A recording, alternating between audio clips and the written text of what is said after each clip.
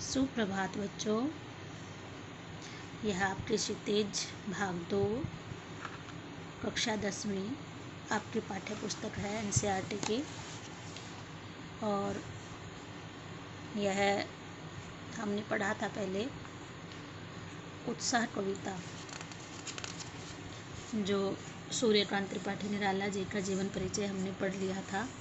इनकी लिखी हुई कविता उत्साह, इसका यह सारांश भी हमने पढ़ लिया था। इसमें हमने देख लिया था कि कविता सूर्यकांत त्रिपाठी निराला जी ने क्यों लिखी है, और वे प्रकृति प्रेमी हैं और सामाजिक चेतना के कवि हैं। अब हम आगे बढ़ते हैं इस कविता की व्याख्या। उत्साह, इस कविता का नाम उत्साह है। हम शुरुआत यहीं से करते हैं। उत्साह, उमंग, एक मन में उमंग हो, एक उत्साह हो, नया जोश हो। तो उत्साह के साथ इस कविता को कवि लिख रहे हैं, रचना कर रहे हैं। और बादलों पर यह कविता लिखी है। आप देख सकते हो बादल दिखाई दे रहे हैं घुंघराले बालों की तरह से, और इनमें बीच बीच में बिजलियाँ चमकती हुई दिखाई दे रही हैं। काले काले घुंघराले बालों की तरह से ये बादल हैं, और बीच में बिजलियाँ चमकती हुई दिखाई दे रही हैं। और फिर पानी की बूंदें धरती की ओर आती हुई दिखाई दे रही हैं। अब हम इस कविता को पढ़ते हैं जल्दी जल्दी, ताकि ज़्यादा वीडियो लंबी ना हो। उत्साह कविता। बादल गरजो, घेर घेर घोर गगन, धारा धर ओ, यहाँ संबोधन चिन्ह है। सबसे पहले हम जब भी कविता की व्याख्या करते हैं तो उसमें प्रसंग बोलते हैं, लिखते हैं। तो हम इस कविता का प्रसंग लिखेंगे। प्रस्तुत अवतरण हमारी हिंदी की पाठ्य पुस्तक क्षितिज भाग 2 के पद्य खंड से सूर्यकांत त्रिपाठी निराला जी, जो इसके रचनाकार हैं, सूर्यकांत त्रिपाठी निराला जी द्वारा रचित कविता उत्साह से लिया गया है। एक बार फिर से देखते हैं। प्रस्तुत अवतरण हमारी हिंदी की पाठ्य पुस्तक क्षितिज भाग 2 के पद्य खंड से सूर्यकांत त्रिपाठी निराला जी द्वारा रचित कविता उत्साह से लिया गया है। इसमें यदि हम अवतरण लिखते हैं तो लिया गया है। प्रस्तुत पंक्तियां यदि हम शुरू में कहते हैं तो पंक्तियां स्त्रीलिंग में होती हैं, ली गई हैं। इसमें कवि बादलों को संबोधित करते हुए, उत्साहित होकर बादलों को संबोधित करते हुए कहते हैं कि, अब हम आगे इसकी व्याख्या करते हैं। बादलों गरजो, कवि कहता है कि हे बादलों आप गरजो, गरजो। घेर घेर घोर गगन, पूरे आकाश को, आसमान को घेर लो। घोर मतलब बड़े, बहुत बड़े आकाश को आप पूरा घेर घेर कर गरजते रहो। धाराधर ओ, धाराधर मतलब पानी के धारा, पानी लिए हुए थे बादल, इसीलिए इनको धाराधर कहा है। ओ मतलब संबोधन किया है। तो प्रस्तुत कविता में कवि कहते हैं कि हे बादलों आप गरजो, गरजते रहो, घेर घेर पूरे आकाश को आप, हे धाराधर आप गरजते रहो, और जोर जोर से गरजो, और जोर जोर से गरजो।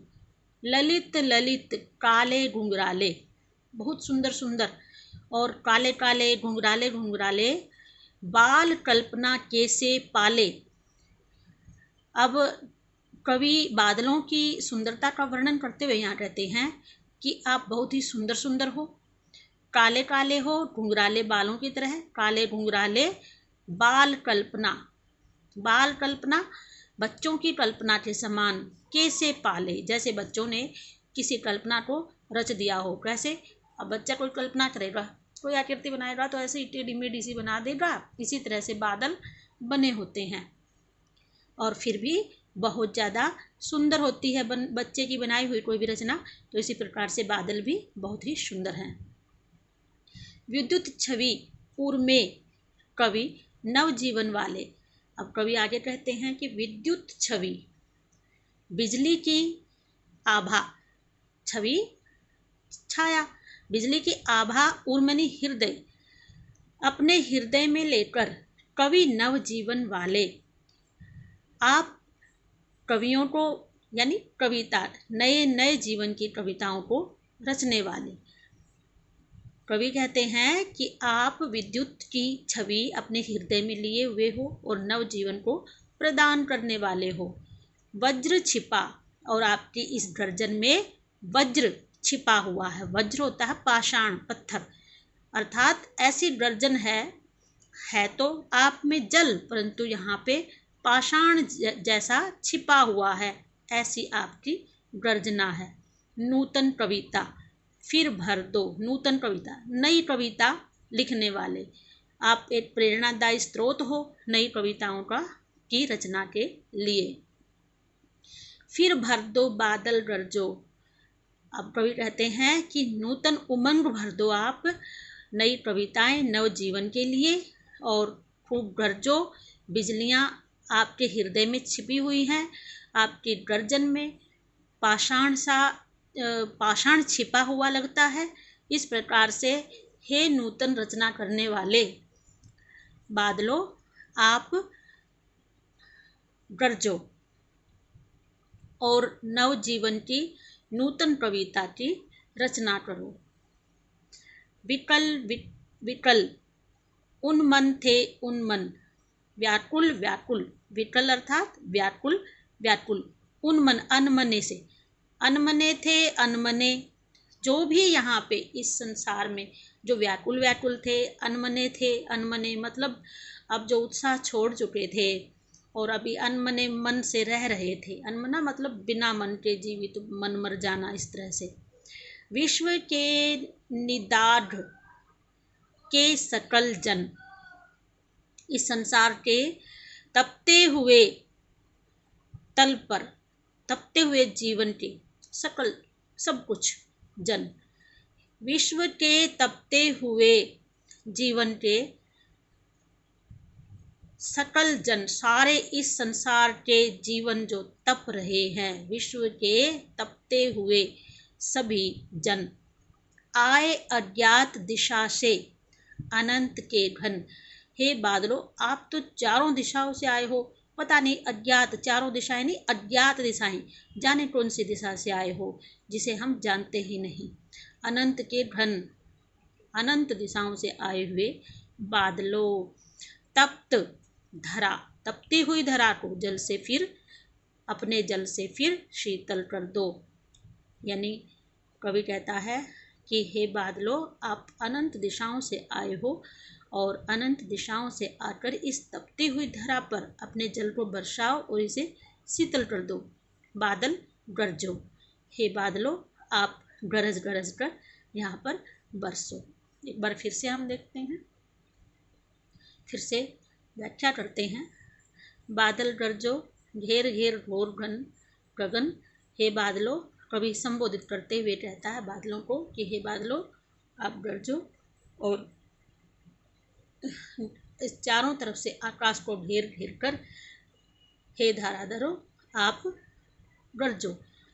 ललित ललित काले घुंघराले, सुंदर सुंदर काले काले घुंघराले बाल, बाल बच्चे की तरह से कल्पना, बच्चे की कल्पना की तरह से आप दिखाई देते हो, जैसे बच्चे ने कोई कल्पना की है। विद्युत छवि उर्मे कवि नवजीवन वाले, आपके हृदय में बिजलियों की चमक है और नवजीवन आपके गर्जन में है। वज्र छिपा है और आपके इस गर्जना में वज्र पाषाण की भांति भी छिपा हुआ है। यानी पाषाण का पाषाण जिस प्रकार से पत्थर गिरने की आवाज़ होती है, ऐसी बादलों की भी गर्जना होती है। यहाँ कवि ने इस बात को दर्शाया है। नूतन कविता फिर भर दो। कवि कहता है कि नई नई कविता की रचना कर दो, आप बरसोगे और फिर नूतन जीवन, नूतन कविता की रचना संभव होगी। हे बादलों गरजो, विकल विकल उन्मन थे उन्मन, जो व्याकुल व्याकुल थे, अनमने थे जो अनमने थे, अनमने अनमने से होकर रह रहे थे। विश्व के निदाघ के सकल जन, इस संसार के तपते हुए सभी प्राणी आए अज्ञात दिशा से। हे बादलों, आप अज्ञात दिशाओं से आए हो, अनंत के घन, अनंत पार करके। तप्त धरा, तपती हुई धरा को जल से फिर से शीतल कर दो, बादलों गरजो। तो यह कविता अभी आप समझ पाएंगे अच्छी तरह से, इन सभी शब्दों के अर्थों को समझ पाएंगे, सभी पंक्तियों के अर्थों को समझ पाएंगे। और यह उत्साह कविता इसीलिए है कि उत्साह भरकर ही, अपने भीतर उत्साह भरकर ही कवि ने इस कविता की रचना की है, बादलों को संबोधित करते हुए। और उन्हें कवि ने क्रांतिकारी बताया है। अब आगे देखो, इसके ये प्रश्न है, अभ्यास के प्रश्न, उत्साह कविता के अभ्यास के प्रश्न है। कवि बादल से फुहार रिमझिम या बरसने के स्थान पर गरजने के लिए कहता है, क्यों? क्योंकि यह सारी तो धीरे धीरे होती हैं, फुहार रिमझिम बरसने का स्थान भी है, लेकिन गर्जन होती है वह बहुत ही तीव्र होती है, तेज होती है। और कवि क्रांतिकारी वीर हैं, इसीलिए उन्हें गरजने के लिए संबोधित करता है। कवि का शीर्षक उत्साह क्यों रखा गया है? कविता का शीर्षक उत्साह क्यों रखा गया है? क्योंकि कवि क्रांतिकारी हैं और इसीलिए वो उत्साहित स्वर में ही इस कविता की रचना कर रहे हैं। कविता में बादल किन किन अर्थों की ओर संकेत करता है? बादल जो नवजीवन, नवक्रांति और नई कविता की रचना के लिए शब्दों का ऐसा प्रयोग जिससे कविता के किसी खास भाव या दृश्य में ध्वन्यात्मक प्रभाव पैदा हो, नव सौंदर्य कहलाता है। उत्साह कविता में ऐसे कौन से शब्द हैं जिनमें नाद सौंदर्य मौजूद है? अब इसमें छांटते हैं हम कौन से हैं से जहाँ पे ध्वन्यात्मकता आई हो। ध्वन्यात्मकता देखो, गर्जने में आई है, धारादर में आई है, फिर इसमें हम देखेंगे वज्र में फिर आती है। यदि जहाँ पे भी आता है गर्जन में फिर पता है कि ध्वनि है ना। इसी प्रकार से ऐसे ऐसे शब्द जहाँ पे जिसमें ध्वनि हमें आभास होता है कि ध्वनि आई है, उसे ध्वन्यात्मकता कहते हैं। बादल, गरजो, इन शब्दों को हमें छांटना है। तो इस प्रकार से ये चारों प्रश्न पूरे हो गए हैं। आगे हम फिर से करेंगे। तो ये अभ्यास के सभी प्रश्न यहाँ तक, और कविता की व्याख्या सभी बच्चे याद करेंगे, लिखेंगे और दिखाएंगे।